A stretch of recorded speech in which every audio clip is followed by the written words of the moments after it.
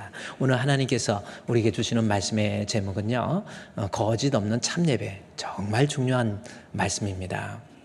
여러분, 이것만 잘 회복되면 하나님으로부터 저주의 사슬로부터 벗어날 수 있는 아주 좋은 방법이다라는 거죠. 예배는 예배인데 무슨 예배예요? 참예배라는 겁니다. 참예배는 하나님께서 요한복음 4장에서 하나님이 찾으시는 예배하면서 참예배를 얘기해요. 참으로 이런 예배를 드리나니 그랬죠. 그래서 이 참예배는 하나님이 찾으시는, 하나님이 기뻐하시는, 하나님이 원하시는, 하나님이 받으시는, 또 좀 더 구약적인 의미로 표현한다면 하나님이 받으시는 향기로운 제사, 이게 바로 참예배입니다. 여러분 어때요? 하나님 기뻐하는 예배 지금 드리고 있습니까? 한번 생각해 봐요. 오늘 힘들게 여기까지 나왔는데 내가 과연 하나님이 기뻐하는 예배를 드리고 있는지, 이게 문제가 되면 예배가 멸시해서 예배가 문제가 되면 내 삶에 문제가 생겨요. 따라서 하나님 앞에 드려지는 이 예배, 하나님이 받으시는 참 예배여야 된다, 그 말씀이죠. 근데 참 예배는 참 예배인데 이 말씀을 오늘 본문에서는요, 다시 말씀의 제목을 볼까요? 거짓이 없는 참 예배예요.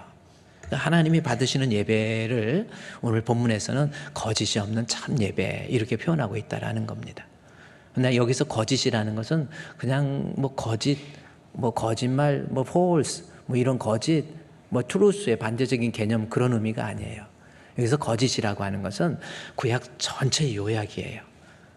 요한복음 8장 44절 말씀에 보면 너희 아비 마귀에게 소속되어 있는데 이 마귀는 처음부터 거짓말, 거짓의 아비가 된다. 요한복음 8장 44절에서 우리에게 이야기해 주고 있는 겁니다. 그러니까 내가 마귀에게 소속되어 있으면 이 거짓된 모습이 나오는 거예요.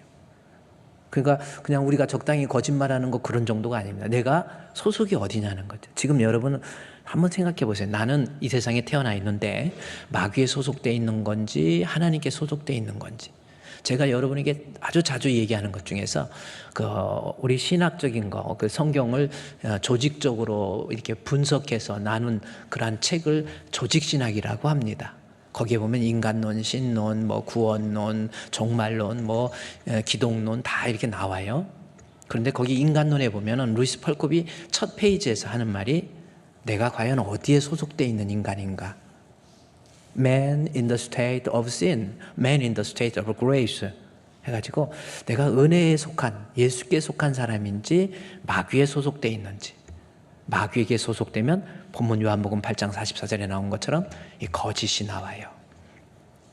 그래서 이 거짓이라고 하는 것이 구약 성경 전체 요약을 하면서 하나님께서 결론은 이 거짓된 이스라엘 백성들의 모습을 경고하고 꾸짖는 내용이 구약의 내용이에요. 그래서 말라기 1장에서부터 쭉 보면 이 4장까지밖에 안 기록되어 있거든요. 기원전 430년 정도에 말라기를 통해서 이스라엘 백성에게 경고하면서 이스라엘 백성의 거짓된 내용, 4장까지 내용 중에서 거짓이라는 말이 5번이나 나와요. 그만큼 우리가 하나님 앞에서 이 거짓이 무서운 죄이고 내가 마귀에게 소속되어 있기 때문에 나오게 되는 결과다라고 하는 겁니다. 한번 성경을 보면요, 말라기 2장에 한번 볼까요? 2장 10절, 11절 뭐 말씀해 보면요, 거기에 보면 2장 10절에서도요, 거기 제가 빨간 글씨로 4장까지 기록되는데 거짓이라는 말을 자꾸 반복을 해요. 자기 형제에게 거짓을 행하여 라는 거죠. 결국 사람들에게 막 거짓된 모습, 이거예요. 그리고 또 하나는 11절에 심지어 유다는 거짓을 행하였고 해서 이 거짓에 대한 하나님의 경고의 내용입니다. 말라기 2장 14절 또 15절에서도요. 거기에서도 14절 15절에서도 마지막 줄에 서약한 아내로 돼 내가 그에게 거짓을 행하도다라는 거죠. 마귀에게 소속되니까 아내에게 거짓이라는 겁니다. 아내하고 여러분 아내와의 관계 속에서 거짓, 살긴 사는데 정신력으로 살고 있어요. 마음속에 머릿속에 자기 아내가 있는 미스김이 따로 있고 비스트가 따로 있고 이래 버리는 거예요. 여러분 가정에서 이 거짓이라고 하는 그게 마귀에게 소속됐기 때문에 나타나는 아내에게 거짓을 행하고 이런 겁니다. 마음은 딴 데 있고 몸만 와 있는 거죠. 여러분 하나님 앞에 지금 예배 드리는 것도 몸은 와 있어요. 그런데 마음이 딴 데 있는 거. 거짓된 예배. 이렇게 말할 수 있는 겁니다. 하나님 앞에 in the face of God. 하나님 면전 앞에 내가 있다고 하는 거. 거짓된 예배라는 거예요. 그래서 말라기 2장 14절, 15절, 2절 말씀에서 그 짧은 구절 속에서 거짓된 모습을 얘기하죠. 15절에서도 어려서 맞이한 아내에게 거짓을 행한다라는 이 말씀이 나오죠. 유대인들은 보통 14세면 결혼을 해요. 또 그 이전에도 우리도 어렸을 때 그냥 부모님에 의해서 그냥 얼굴도 안 보고 결혼한 사람도 있죠. 그런데 이제 자기들이 어른이 돼서 보니까 아내에 대해서 별로 안 좋은 거예요. 그래서 구박하고 힘들게 하고 율법을 이용해서 이혼증서 써주고 막 이런 모습들. 그러니까 삶의 현장 속에서 이 거짓된 모습들이 막 나타나는 거예요. 이스라엘 백성들에게 포로에서 해방돼서 학사 에스라와 느헤미야에 의해서 다시 영적으로 좀 각성하고 내가 하나님 자녀답게 살아야지 했는데도 불구하고 역시 거짓이라고 하는 그러한 모습들이 심지어 3장에 가보면요. 3장 우리 6절 5절 말씀에서도요. 거짓 맹세라는 겁니다. 점치고 다니고 이러고 우상숭배 예수 믿으면서 딴짓하고 다녀요. 우상숭배하면 맹세 하나님 앞에 거짓 맹세 하나님 이거 하겠습니다. 말로는 그러지 거짓 맹세. 이 거짓 맹세도요. 내가 주를 위해서 정말 충성하겠습니다. 요즘 여러분 맹세 세례 받을 때도 맹세 이렇게 맹세하고 안 지켜. 이게 다 마귀에게 소속되니. 이제 내일 우리 서평양 노예 우리 교회가 대한예수 장로회 합동 측에 소속된 서평양 노예거든요. 우리나라에서 제일 큰 교단이에요. 그 교단의 노예 중에서 우리 서평양 노예 내일 노예를 해요. 제가 노예를 해서 어느덧 항상 젊은 목사인데 지금 내일은 이제 우리 목사님들 안수식 하는데 제가 또 설교해야 되고 또 그렇습니다. 근데 안수 받아서 목사가 되고 또 우리 교회 이제 노예에서 이제 장로 증언 청원을 받아서 우리 장로님들 은퇴하시고 그러면 장로님들도 새로 뽑아야 돼요. 장로, 안수집사, 권사 안수하면서 또 서약을 하죠. 예배 생활 제대로 지키겠습니까? 하고 또 서약도 하고 교회의 다스림과 치리에 복종하겠느냐? 그러면 예 그래요. 장로로 안수 임직 받으면서 안수집사로 안수 받으면서 외부에 있는 목사님들이 오셔가지고 안수기도 하고 그러면 막 눈물을 툭툭 흘려요. 하나님께 맹세했는데 한 1년 지나면 다 없어지는 경우도 종종 있다라는 거예요. 그래서 이제 장로 증언 청원을 받고 다음 주부터는 우리 새로 2025년도에 임직할 장로 안수집사 권사 지원서를 받습니다. 원서를 받을 때 예배 생활에 본이 되고 기도 생활에 본이 되고 헌금 생활에 본이 되고 말과 행실과 사랑과 믿음과 정절에 있어서 본이 되어서 다른 사람에게 칭찬 듣지 않는다고 한다면 원서 지원하지 마세요. 아니, 내 체면에 나는 이제 내가 신앙생활 몇 년 했는데 안수집사 돼야 돼요. 장로 돼야 돼요. 권사 돼야 돼요. 아닙니다. 본인이 생각해서 지원서를 낼 때 어차피 예배 성적에 다른 사람 이유야 어쨌든지 간에 이유야 어쩐 이유 때문에 예배 성적이 제대로 안 되면 다음에 예배 성적 될 때 하세요. 어차피 원서 지원해서 컷오프 됩니다. 필터링 할 때 어떤 가정을 다스리고 이제 다 나와요. 그 원서에 가정을 다스리고 있느냐 물어봐요. 아이들한테 아빠 말이 안 먹혀. 야 신앙생활 좀 하자. 아빠 말 안 들어요. 야 교회 좀 가자. 아빠 다니는 교회 안 다녀. 통치가 안 돼요. 여러분 디모데전서에 나와 있죠. 가정을 잘 다스린다라고 하는 것은 정렬시키는데 아빠의 말이 들어가는 그런 사람이 장로 되고 안수집사 되는 거지. 애들은 그야말로 개 정도는 아니지만 한 말판 소판 정도 된다. 애들은 아빠 다니는 교회 안 다녀. 아빠 말이 안 먹혀. 그래 니들 알아서 해. 이래. 성경에 나와 있어요. 가정을 잘 다스리는 자가 섣불리 안수하지 말고 가정을 잘 다스리는 안수집사, 권사. 얼마나 또 집사, 장로. 얼마나 좋습니까? 우리 맹세라는 게 그만큼 중요한 거예요. 말라기 3장 5절 말씀해 보면 거짓 맹세. 이거 하나님 앞에 얼마나 무서운 죄인 줄 아세요? 그래서 본인이 알아서 원서 지원할 때 어차피 점수가 다 있거든요. 예배 성적. 뭐 주일 오후도 못 나오고 수요일도 못 나오고 심야기도도 못 나오고 이런 사람 지원해봐야 이번에는 정확히 컷오프 됩니다. 점수가 안 되면. 왜냐하면 성경에 나온 대로 말과 행실과 사랑과 믿음과 정절에 있어서 본이 되어야 돼요. 그거 모르고 그냥 안수했더니 여지없이 그러한 본능적인 그러한 모습들이 나오잖아요. 그러면 교회에서 질의를 합니다. 그래서 질의를 해버렸어요. 벌써. 안수집사로서 자격이 없다. 권사로서 자격이 없다.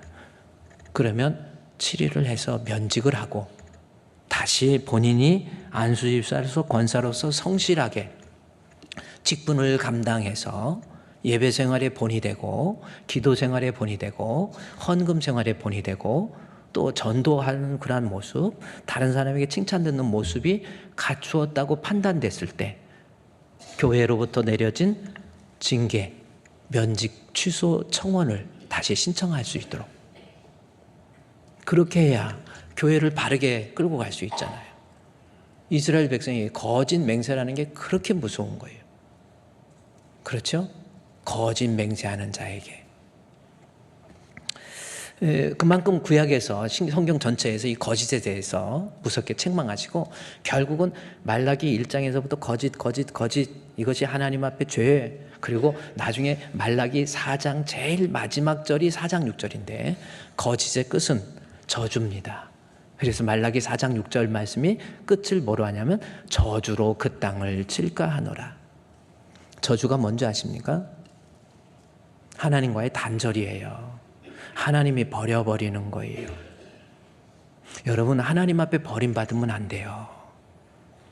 옛날에 어떤 분이 사귀던 사람하고, 청년 때 사귀던 사람하고 그러다가 그 남자가 마음이 변해갖고 자기를 버렸다고 눈물 펑펑 흘리고 그러더라고요.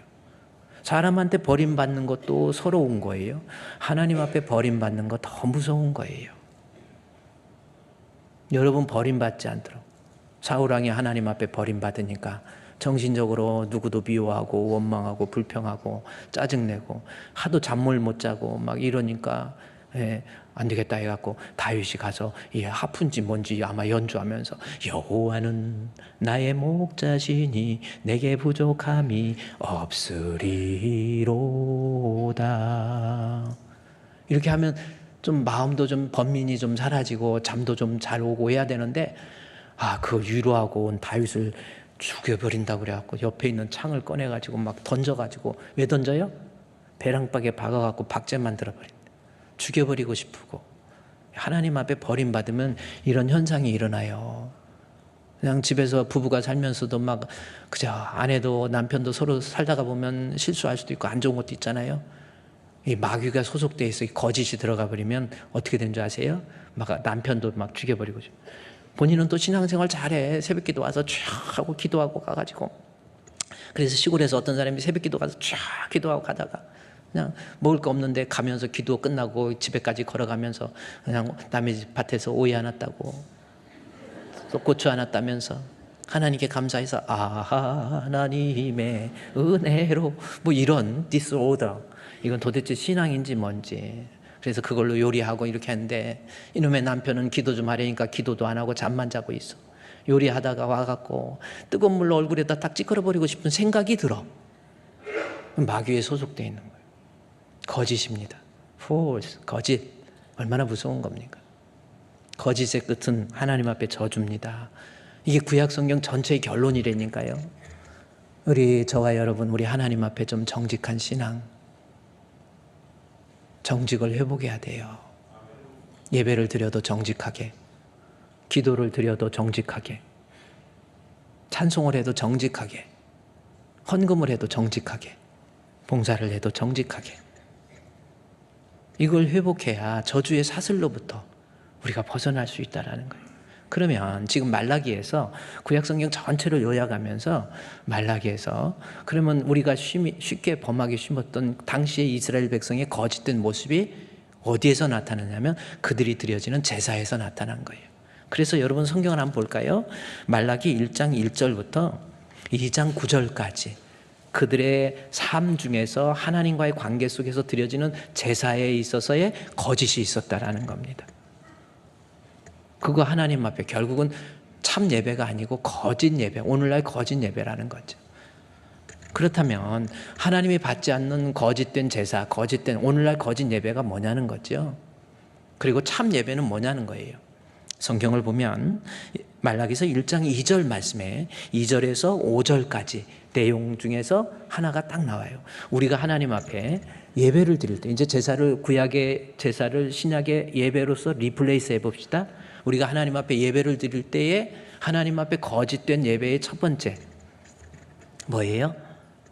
예수가 나의 그리스도라고 하는 믿음이 없이 드려지는 예배입니다. 믿음 없이 와서 예배 드리는 거 하나님 앞에 거짓이에요. 그것이 말라기서 1장 1절부터 5절까지 내용이에요. 그런데 가장 핵심적인 내용이 1장 2절에 나와 있는 거예요. 예수 안 믿고 드려지는 예배 하나님이 받지 않습니다. 나를 구원해 주신 하나님의 은혜에 감격해서 그렇게 해보세요. 앞으로 예배 드릴 때 구원의 은혜에 감격해서 예수 믿는 믿음으로 예배를 드리라는 거예요. 자, 오늘 본문 말라기 1장 2절에 우리 주님께서 이야기하죠. 나 너 사랑한다. 그랬더니 뭐라고 그랬어요? 너희는 이르기를 주께서 어떻게 우리를 사랑하시나이까? 이게 사랑입니까? 나 지금 삶이 너무 힘들어요. 억울한 일도 너무 많아요. 나 지금 너무 가난해서 힘들어요. 나 몸에 병 들었어요. 이런 모습. 이게 사랑입니까? 그럴 때 하나님이 하시는 말씀. 나 여호와가 말하노라. 너는 내가 야곱을 사랑했다. 이 말씀이에요. 자, 이 야곱을 사랑했다라고 하는 이 뜻이 무슨 뜻이에요? 그건 뭡니까? 하나님의 사랑을 깨닫지 못했다라는 의미보다도 야곱을 사랑하였고 이게 무슨 뜻이냐면 성경에서 야곱의 사랑은 하나님의 선택을 의미하는 거기 형 에서 있잖아요. 형은 원래 족장시대에 형이 장자가 복을 받아야 되는데 하나님께서 두 쌍둥이 중에서 형이 복을 받아야 되는데 하나님께서 형 말고 야곱 동생을 사랑했다 이겁니다. 하나님이 선택했다라는 거죠. 그러면 하나님의 선택의 의미는 뭐예요? 하나님이 많은 사람 가운데 나를 선택했다. 선택의 의미는 하나님이 선택해놓고 끝나나요? 알아야 됩니다. 하나님이 선택하고 끝나는 게 아니라 로마서 8장 30절에서 하나님의 선택은 미리 정하셨다는 모습이 선택이거든요. 미리 정하신 그들을 부르시고 부르신 그들을 의롭다 하시고 의롭다 하신 그들을 영화롭게 만들어주세요. 하나님의 선택 정하신 거 하나님의 선택의 의미는 예수 그리스도를 믿는 믿음으로 의롭다 만들어줘요.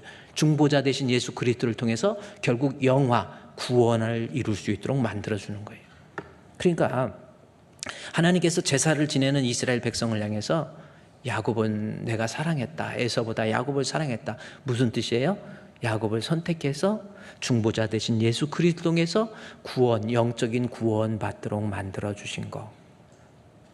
영적인 구원의 은혜에 감격이 없이 드려지는 이 제사, 이 예배 하나님이 받지 않으세요. 그러니까 여러분이 하나님이 받으시는 예배가 되려면 하나님께 나올 때 나를 구원해 주신 주님, 중보자 되신 예수 그리스도를 믿는 믿음, 그 믿음 가지고 예배 드리는 겁니다. 믿음 때문에 믿음 가지고 찬양하는 거예요. 조용필이가 아무리 노래를 잘해도 조용필이 마음속에 예수 믿는 믿음 없이 목소리 좋다고 하나님이 받는 게 아니에요. 그것은 거짓 찬송이에요. 참 예배 되려면 우리 주 예수 그리스도의 중보자 되신 예수 그리스도를 믿는 믿음으로 예배를 드리는 거예요. 그래서 히브리서 10장 19절에서 21절 말씀해 보면 제가 한 장을 묶어두면 히브리서 10장 19절에서 21절, 22절 그 쭉 내용을 보면 히브리서 9장 10장 21절 22절 하나님 집 다스리는 큰 제사장 대제사장이죠. 예수님 십자가에 못 박혀 죽음입니다. 보세요. 22절에서 우리가 마음에 뿌림을 받아 여기 뿌림을 받았다라고 하는 것은 구약적 언어입니다. 그러니까 여러분 이 말씀을 해석할 때 뿌림을 받았다. 이것은 우슬초로 백성들의 죄를 없애기 위해서 제사장이 뿌리는 우슬초의 피 뿌림을 얘기하는 거예요. 그러니까 예수 그리스도의 십자가의 죽으심을 이야기하는 것. 그러니까 우리가 예배 하나님께 나아갈 때는 우리가 마음의 뿌림을 받아, 즉 예수 그리스도의 십자가의 죽으심을 통해서 우리가 맑은 물로 씻김을 받아, 죄 씻음을 받았다라는 거죠. 따라서 하나님께 나아갈 때 참 마음과 온전한 믿음, 그래야 하나님 앞에 나아갈 수 있는 거예요. 여기 나아간다라고 하는 것은 무슨 뜻이냐면, 헬라어에 나아간다는 게 무슨 뜻이에요? 하나님께 나아간다 무슨 뜻입니까? 헬라어에 보면 프로사고겐이라는 단어를 썼어요. 프로사고겐이라고 하는 것은 아련한다, 왕을 아련하는 거예요. 지금 여러분 왕을 아련하러 하나님 앞에 나온 거예요. 우리 친구 목사님 한 분이 태국은 지금 왕이 있잖아요. 태국에 왕이 있어요. 태국의 왕을 만나러 기회가 돼서 왕을 아련할 기회가 있었대. 아무나 왕을 못 만나는데 어떻게 이분이 왕을 만날 기회가 있었는데, 왕 만나려면 왕이 저 의자 위에 끝에 이렇게 2층에서 예배드리는 분이 왕처럼 딱 앉아있는, 그러면 저 밑에서요 왕을 아련하기 위해서 무릎을 한쪽 꿇고, 이걸 연습을 계속 시키더래요. 무릎을 한쪽 꿇고 한쪽 오른쪽 발로 밀면서 왕 앞에 나아가는 거예요. 그게 아련이라는 거, 프로사고겐이라는 거. 그래서 총리고 뭐고 없어요. 총리도 딱 들어갈 때도 이렇게 무릎을 꿇고 한쪽 발로 밀면서 이렇게 해요. 그게 왕의 아련입니다. 여러분, 하나님 앞에 예배 드리는 거 하나님을 아련하는 거예요. 그런데 그 아련할 때 중요한 건 뭡니까? 그런 왕을 만날 때도 예식이 있듯이 히브리서 10장 20절, 21절, 22절의 말씀에 뭐예요? 참 마음과 온전한 믿음이에요. 믿음 가지고 하나님을 앞에 가는 거예요. 믿음 가지고 예배를 드리는 거예요. 이스라엘 백성들은 구원의 은혜에 대한 믿음도 없이 현재의 삶에 대해서 이게 사랑이라고요 하면서 원망, 불평, 하나님 받지 않는 거짓 예배라니까요. 지금 여러분이 하나님이 받으시는 예배, 이게 회복되어야 저주의 사슬에서 끊어진다니까요.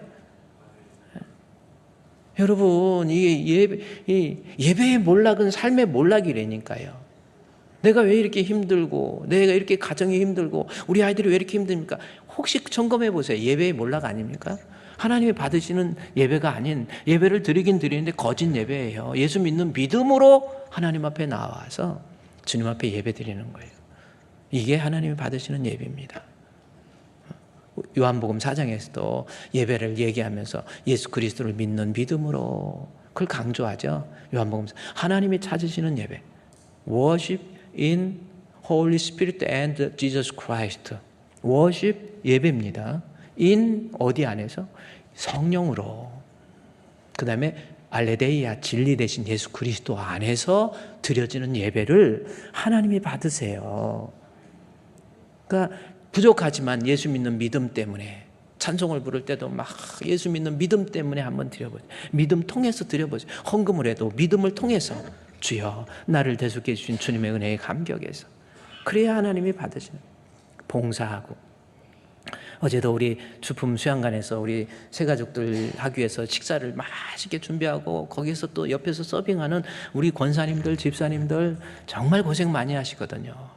가서 고기도 구워주고 음식도 만들어주고 뭐 차로 이동시키고, 이런 게 쉬운 게 아니에요. 그런 거 하면서 그 가을의 뙤약빛, 가을 뙤약빛에 얼굴 타는 것도 조심해야 되거든요. 항상 우리는 주분교회는 미모에 신경을 좀 써야 되겠죠. 근데 그런 것 감당하면서도 힘들지요. 그러나 우리 예수님, 나를 위해서 십자가의 중보자가 되셔서 나를 위해서 십자가에 대신 죽으신 주님의 은혜에 감사해서 내가 봉사도 하는 거예요. 주의 일도 하는 거예요. 믿음의 힘으로 하는 거예요.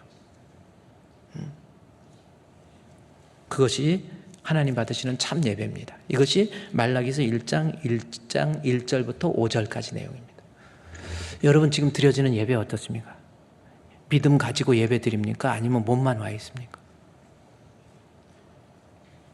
예수를 믿는 믿음이 없이 세속적인 거 가지고 원망과 불평만 가지고 와 있는 모습은 아닌지 좀 살펴보는 거예요.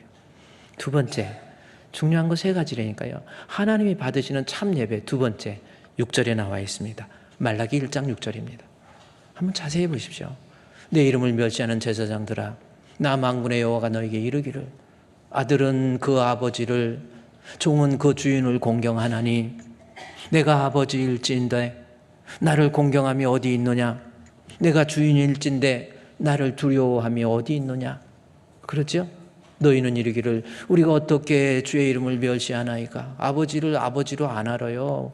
멸시해버려. 아버지 우습게 알아요. 이 말은 뭐냐면 이스라엘 백성들이 하나님 앞에 제사를 지내긴 지내는데 아버지의 하나님에 대한 인식이 없이 하나님이 어떤 분인가라고 하는 인식이 없는 거예요.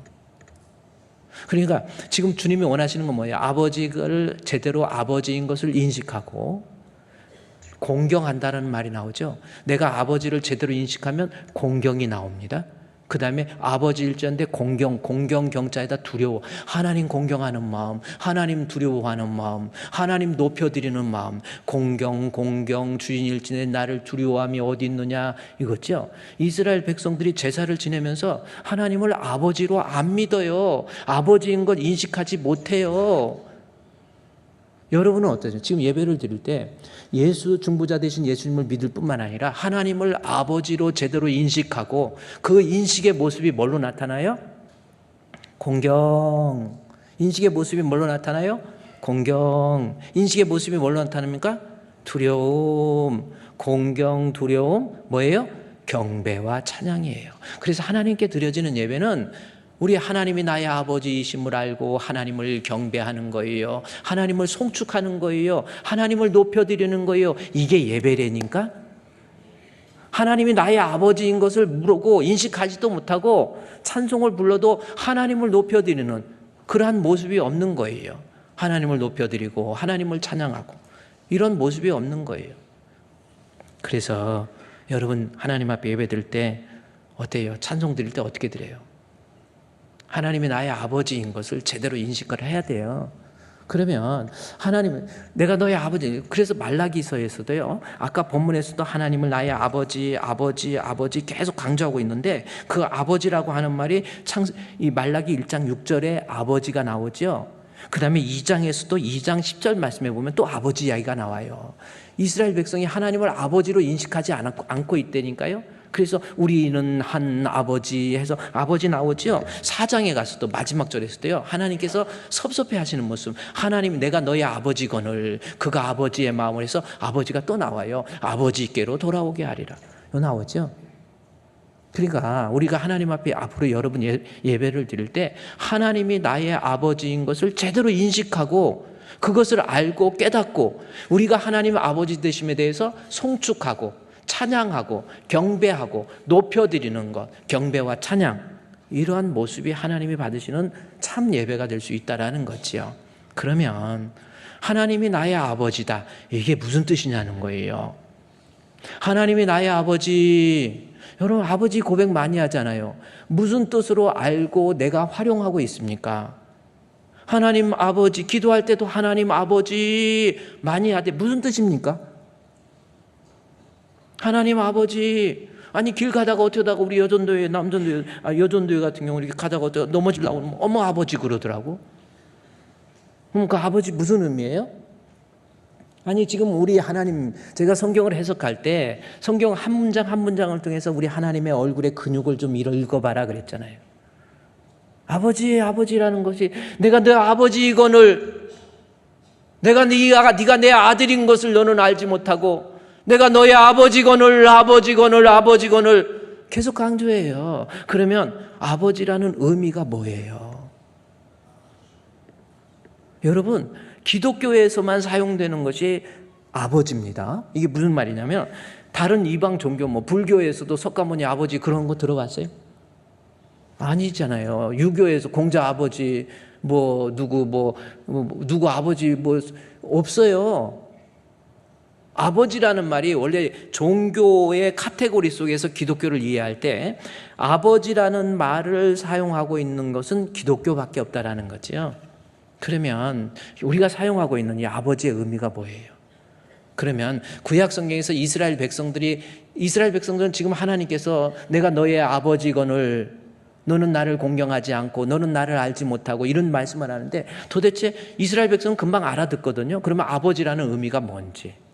자, 그러면 구약 성경에서부터 쭉 보면서 이스라엘 백성들과 하나님과의 관계 속에서 하나님을 아버지로 표현한 가장 먼저 나온 성경이 있습니다. 그러니까 자기의 육신의 아버지는 그 앞에도 나오는데 하나님 여호와를 아버지로 표현한 곳이 있어요. 그러면 거기에 아버지라는 것이 어떤 의미인지를 우리가 알고 하나님이 섭섭해하는 게 뭐예요? 네가 나의 아들이거늘 너의 아버지로 인식하지 못한 거 따라서 우리가 제대로 구약적인 개념에서 아버지의 의미가 뭔지를 알아야 돼요. 신명기 32장 6절입니다. 아버지의 의미가 나와요. 아버지가 누군가? 어리석고 지혜 없는 백성아 여호와께 이같이 보답하느냐 그는 내 뭐예요? 아버지시여. 여기 아버지가 나오죠.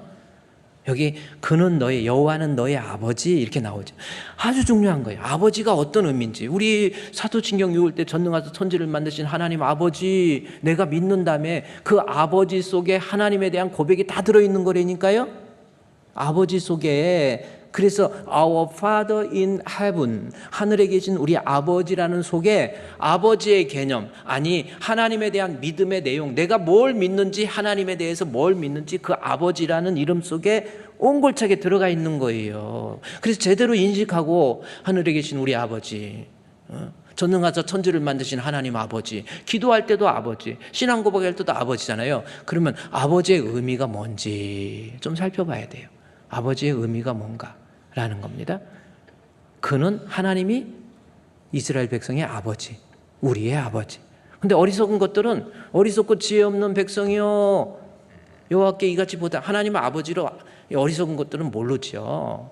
어떻게 그냥 하나님의 아버지인 걸 몰라요. 어리석어서. 근데 아버지라는 고백은 본문의 짧은 구절 속에 아주 정확히 설명되어 있어요. 아버지는 어떤 의미입니까? 첫 번째, 너를 지으시고 너를 만드시고 이거예요.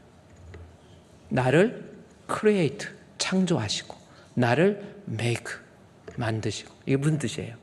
하나님이 아버지라는 의미는 나의 존재의 근원이 하나님이라는 뜻이에요. 여러분 내가 이렇게 그냥 서 있는 게 아니에요. 나의 존재의 근원이 하나님이에요. 이사야서에서는 모태에서부터 너를 조성했다, 만들었다 그래요. 하나님 내가 이렇게 있는 게 내가 이 존재한 게 어떻게 하나님이 존재하게 했나요? 하나님 존재. 모태에서 그럼 우리 엄마가 아빠가 있으니까 내가 이렇게 태어난 거지. 아니, 그럼 엄마 아빠가 여러분 뱃속에 있을 때 그래요. 뱃속에 있을 때 수정란에서부터 이렇게 점점 세포가 분해돼갖고 이렇게 있을 때 엄마 아빠가 여러분 간 만들고 뼈 만들고 창자 만들고 만들었습니까?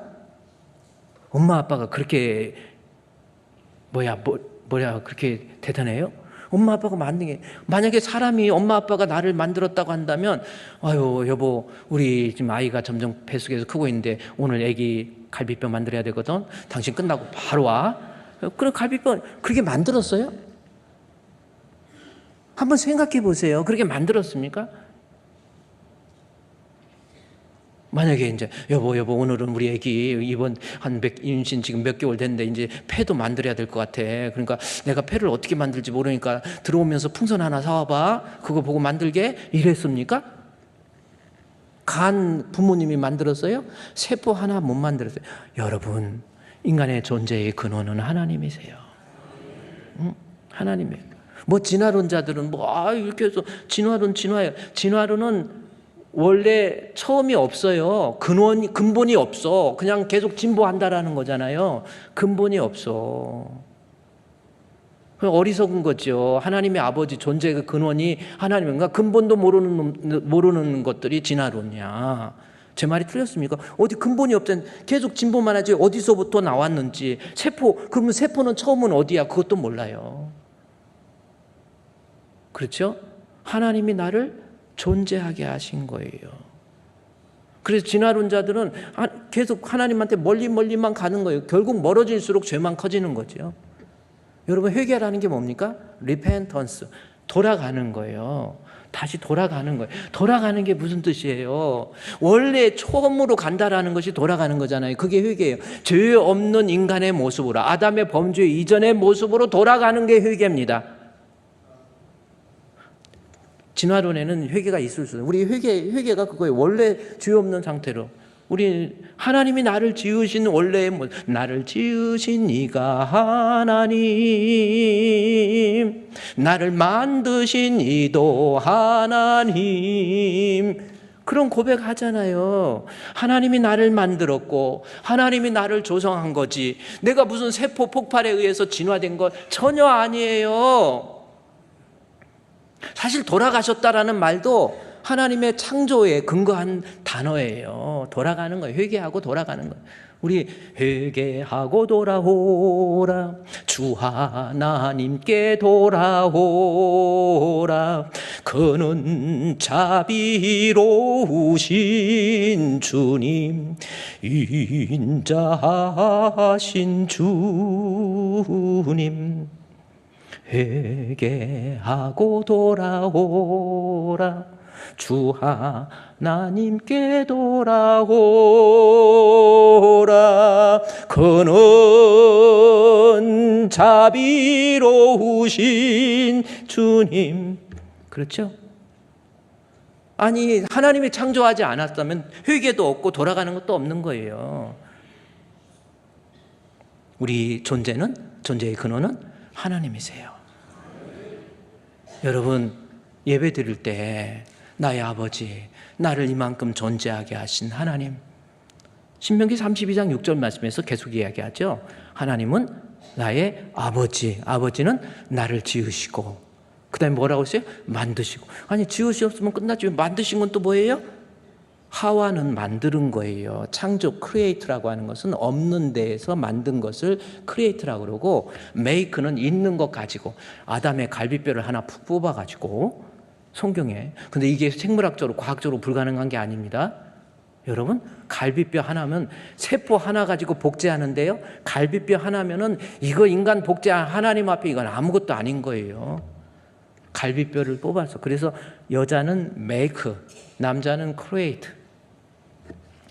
다시 말해서 세상의 모든 인류는 하나님이 존재하게 하시고, 하나님이 만드시고, 하나님이 창조하시고, 할렐루야? 그 믿음이에요. 또 하나님이 지으시고 만드시고 끝난 게, 가만히, 그러니까 나를 낳으셨다고 그랬는데 낳으시고 끝났나요? 하나님은 나를 세워주신 거예요. 너를 세웠다라는 말이 있습니다. 그러니까 엄마가 아기를 놔놓고, 아기 놔놓고 그냥 내팽개기 쳐놓고 막 있습니까? 이 애 다 돌보아주고 아껴주고 사랑해주고 입혀주고 젖먹여주고 이러는 거예요. 하나님은 나를 만드시고 끝난 게 아니라 나를 세워주셨다라는 겁니다. 그런데 세워주셨다라는 말 앞에 히브리어 원문에 보면은 너를 에레츠 세우셨다 이렇게 나와요. 에레츠라고 하는 단어를 써요. 에레츠라는 것이 뭔가 봤더니 땅 위에 세우셨다라는 겁니다. 그러면 신명기 32장 6절, 하나님 아버지가 어떤 분인가를 알아야 돼요. 하나님은 나를 땅 위에 세우셨어요. 이 말은 무슨 뜻입니까? 여러분, 나무가 아무리 튼튼하고 나무가 아무리 좋아도 땅이 없으면 존재하지 않아요. 내가 아무리 공부 많이 하고 실력 있고 뭐 박사고 그거 별거 없어. 땅 위에 하나님이 세워주시지 않으면 나는 무익한 인간이에요. 그래서 하나님이 세워주시되 땅 위에 너를 세우신 거예요. 할렐루야! 근데 아멘이 왜 이렇게 힘이 없어? 아멘. 우리 아멘, 수요 예배를 안 나와서 그렇지 수요 예배 때 아멘 훈련 계속 하거든요. 하나님은 어떤 분이에요? 나를 땅 위에 세우신 거예요.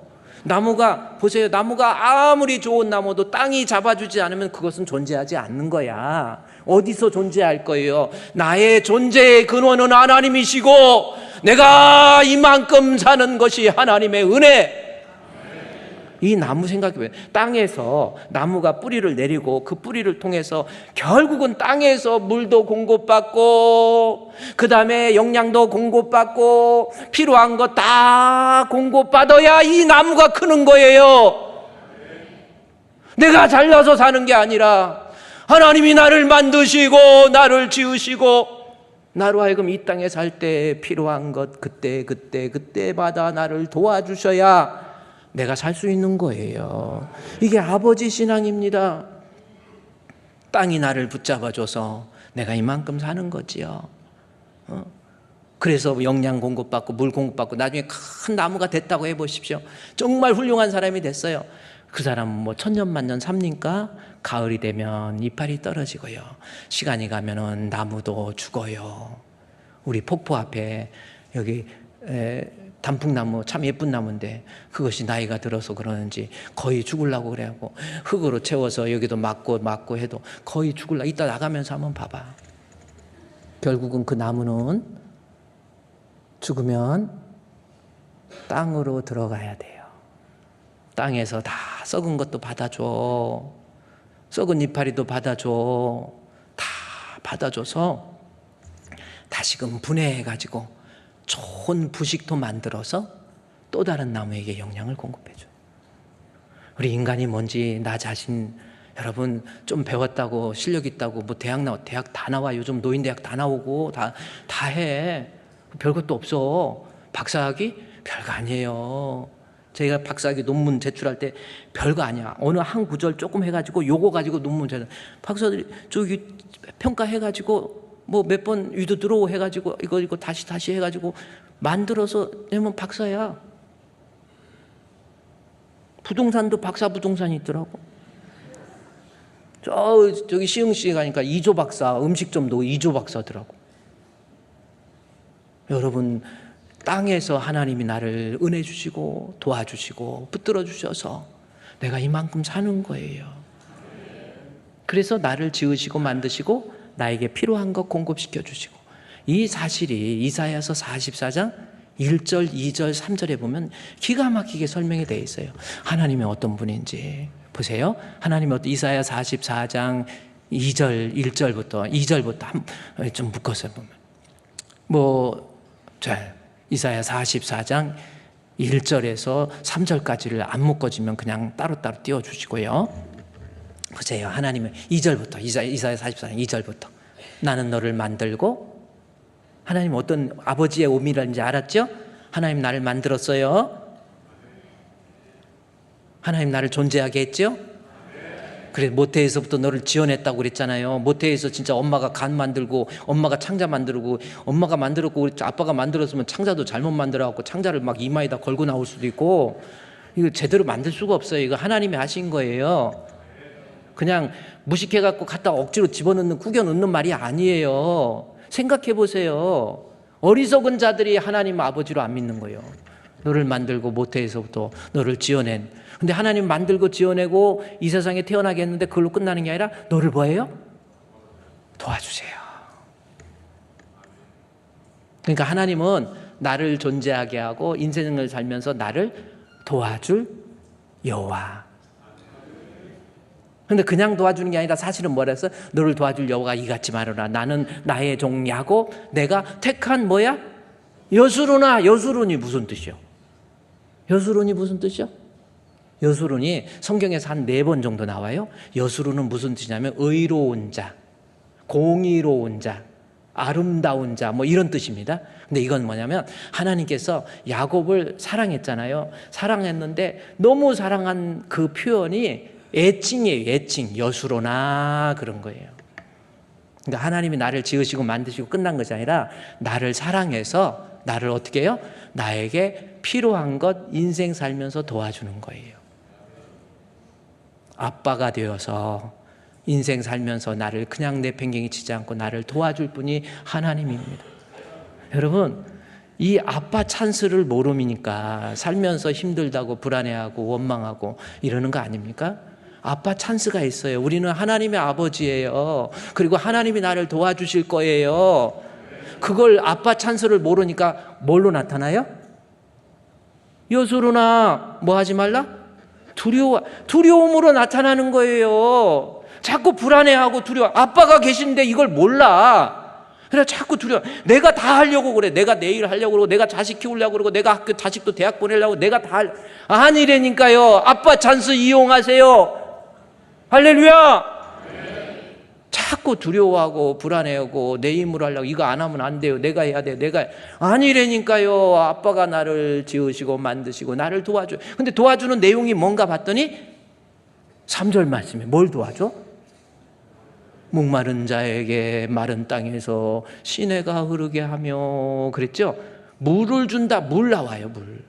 또 하나는 뭐가 줘요? 나의 영. 아주 중요한 말이에요. 구약적 언어의 의미에서 물을 주신다. 이것은 육신적으로 필요한 것 언제든지 하나님이 공급해 주시겠다. 아빠 찬스. 내게 육신적으로 필요한 것 건강이 필요합니까? 물질이 필요합니까? 우리에게는 하나님 아버지가 계세요. 두려워하지 마세요. 하나님이 도와주세요. 할렐루야. 연약한 육신 놓고도 하나님이 나의 아버지 한번 생각해 보세요. 나를 도와줄 하나님 생각하면 하나님이 나에게 물도 주시고 그래요. 하나님이 도와주셔야 그것도 완전해. 저도 병들어서 거의 살 수도 없고 어렸을 때부터 국제갈비, 인터내셔널 립 애들이 얼마나 놀렸는 줄 아세요? 근데 그때 국제갈비라고 이렇게 빼빼 말랐다고 그래갖고 막 애들이 놀리고 그랬는데 지금은요 애들이 천사를 흠모하듯이 나를 어떻게 그렇게 그 몸매를 간직할 수 있냐고 지금 생각하니까 그렇게 살이 이렇게 쪄갖고 거의 굴러다니는 것보다는 이게 더 나은 것 같아. 아니에요? 재수 없어요? 이게 몸입니까? 조각이 한번 돌아가요. 하나님이요 연약한 육신 하나님 병들어서 죽을 때도 여러분 나는 안 돼 이건 안 돼 못 고칠 질병이 아주 없네 영광의 그날이 이르도록 언제나 주만 바라봅니다. 저는요 이 못 고칠 병보다도 못 고칠 질병이 아주 없네 이거보다도 나에게는 이 어려울 때 질병의 위기에 있을 때 물질적으로 힘들 때 나에게 아빠 나를 도와줄 아빠의 찬스가 있다는 거 그거 부르면서 눈물이 나오더라고요. 이 세상에 근심된 일이 많고 죽을 일 쌓여있지만 우리 주님 앞에 아뢰이면 우리 주님이 해결해 주는 아빠는 나를 이사야 44장 2절 3절에서 아빠는 나를 복을 주시는데 도와주세요. 여수로나 내가 너 얼마나 사랑하는데 도와주시는데 물질 그 다음에 물질을 주시고 육신적인 복을 주시고 그걸로 끝나는 게 아니라 영적인 복도 주셔. 영적인 복 이게 영적인 복이 얼마나 중요한지 아세요? 이게요 마귀에게 소속돼 가지고 괜히 불안하고 답답하고 죽이고 싶고 미우고 이게요 참 불쌍하게 돼버려. 영적인 복을 받으면 예배를 드리고 나서 하나님 앞에 그래 하나님이 영적인 복을 주세요. 다음 절 3절 말씀에 보니까요 도와줄 여호와가 내 영을 영적인 복을 주시죠. 그 복을 내 후손에게까지. 할렐루야. 영육간의 복을 여기 복이라고 나요. 하나님의 복이라는 게 뭐예요?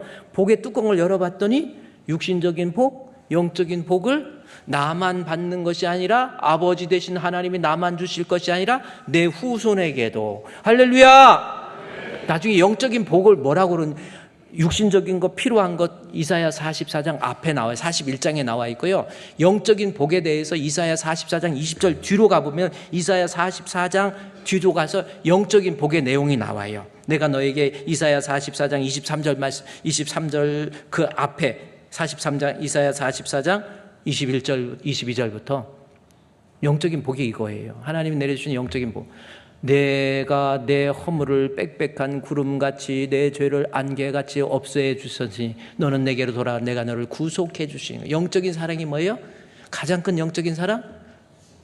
저 말이 번역이 좀 매끄럽지를 못해요. 히브리어 원어를 그대로 갖다 놓고 그대로 보면요 내 허물을 빽빽한 구름같이 줘. 왜 이렇게 번역했는지 모르겠어요. 빽빽한 구름과 같은 내 허물. 아니 죄가 한두 가지가 아니야. 늘 마음속에 하나님 앞에 불충 교만은 교만대로 막 서가지고 있고 막 신앙은 엉터리 망터리를 하면서도 하나님에 대한 두려운 마음도 이 빽빽한 구름과 같은 내 죄를 안개 없어주듯이 싹. 그래서 영적인 복이 뭐냐면 빽빽한 구름과 같은 내 죄를 안개 없이 양같이 했으니까 너는 내게로 아까 돌아오라 여기 나오죠? 회개하고 원래 위치로 가는 거예요. 회개해서 나로 하여금 영적인 구원을 이루어 주셨잖아요. 그래서 하나님이 주시는 영적인 나를 구원해 주신 거예요. 그 구원에 감격해서 그 다음에 어떻게 나와요? 23절 말씀해 보면은 나오죠. 하늘아 노래할지어다, 땅의 깊은 곳들아 높이 부를지어다.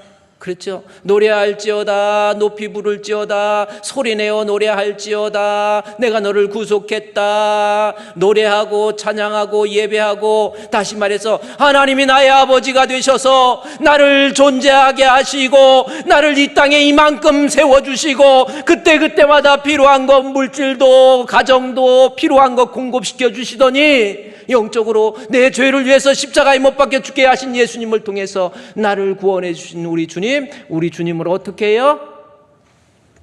노래하고 찬양하는 거예요. 그래서 예배는 지금 이사야서 말라기서 1장에 가보세요. 1장 6절 말씀에 이스라엘 백성들이 하나님 앞에 제사를 지내면서 아버지를 인식하지 못해요. 존재의 근원이 당신이시고 내가 이 세상 살아갈 때 필요한 것 영육간에 공급해 주시고 나로 하여금 구원해 주신 하나님의 은혜를 깨닫지 못하니까 거기에 공경이 없었던 것이고, 거기에 공경이 없었던 것이고, 거기에 찬양이 없었던 것이고, 거기에 하나님을 두려워하는 경외가 없었던 거예요. 두려움과 공경, 경배와 찬양이에요. 그래서 하나님이 받으시는 예배는 나의 아버지 되신 주님을 알고 우리 주님을 찬양하는 거예요. 여러분, 그냥 찬양이 아니에요. 앞으로 일어서서 찬양할 때 괜히 폼 잡고 하려고 하는 게 아니에요. 나의 아버지 되신 주님 앞에 내가 우리 주 예수 그리스도의 이름을 의지해서 하나님 앞에 나왔으니 송축해 내 영혼아, 내 영혼아, 거룩하신 이름, 이전에 없었던 노래로 나 주님을 경배해. 이게 예배예요. 이전에 없었던 노래가 뭐야? 늘 새로운 노래 그거 아닙니다. 내가 마음을 새롭게 해서 나의 아버지 되신 주님, 나를 존재하게 해주시고 나를 때를 따라 시를 따라 필요한 거 공급시켜 주시고 구원해 주신 하나님, 그 은혜를, 그 아버지를 인식하면서 하나님을 높여드리는 예배, 그게 하나님 받으시는 예배예요. 그러니까 참 예배는 뭡니까? 중보자들이 내 죄를 사하신 우리 주 예수 그리스도를 믿는 믿음으로, 또 하나는 뭐예요? 하나님 아버지가 되신 주님을 찬양하는 거예요. 정말 하나님 앞에 지금 찬양하고 있습니까? 한번 생각해 보세요. 이스라엘 백성처럼 아버지인 것도 인식하지도 못하고 뭐 죽으면 끝이지, 아니에요. 나를 존재하게 하시고 나를 살면서 이 땅에 필요한 것 공급시켜 주시고 나를 구원해 주신 주님, 주님 감사합니다. 하나님 감사합니다. 막 찬양 부르는 거예요. 그래서 예배 때 찬양, 그냥 회중 찬양 부를 때 그냥 가만히, 아니에요. 찬양도 오늘 찬양도 부를 때 일부러 제가 오늘 찬양 여러분 뭔지 아세요? 찬양이 37장이거든. 그 37장 내용에서도요, 여러분 우리 주님 앞에 찬양과 경배요. 주 예수 이름 높이여 다 찬양하여라. 금멸유관을 들여서 만유의 주 찬양. 금멸유관을 들여서 만유의 주 찬양. 찬양하는 거예요. 예배는 경배와 찬양이라는 거예요. 아버지 되신 인식을 정확히 하고, 하나님 고맙습니다, 우리 주님을 찬양하세요. 우리 찬송가요 21장 한번 띄워줬으면 좋겠어. 우리 찬송가요. 앞으로 예배는 이거예요. 찬송가 21장에 보면 다 찬양하여라 전능왕 창조의 주께 내 호나 주 찬양 평강과 구원의 주님. 성도들아 주 앞에 이제 나와 즐겁게 찬양하여라. 예배는 뭡니까? 경배와 찬양이에요. 중보자 되신 예수 그리스도를 믿는 믿음 가지고 나의 아버지신 주님을 마음껏 올려드리는 거예요. 우리 21장 한번 3절은 우리 같이 했으면 좋겠어요. 우리 주님 앞으로 예배 드릴 때 그래요. 회중 찬송 부를 때도 그냥 목정껏 부르라니까요. 저는 여기 앉아서도 찬송 부를 때 그냥 목정껏 막, 저는 음악성이 타고나지는 못했어. 그래도 하나님 찬양할 때 너무 행복한 거예요. 우리 3절 말씀에 같이 한번 볼까요? 다 찬양하여라 온몸과 마음을 바쳐 이 세상 만물이 주 앞에 다 나와 찬양. 성도들아 주의 소리 높여 아멘. 영원히 찬양하여